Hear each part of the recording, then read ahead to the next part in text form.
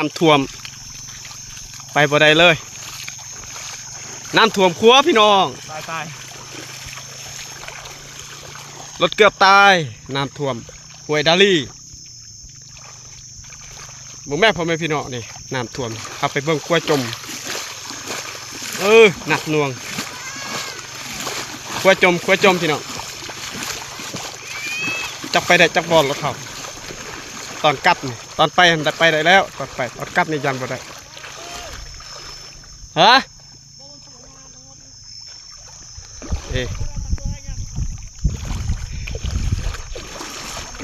ครัวจม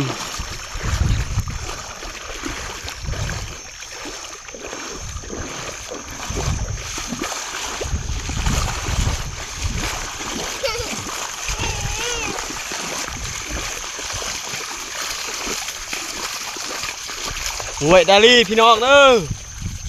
ยังบ่ทันบกน้ำ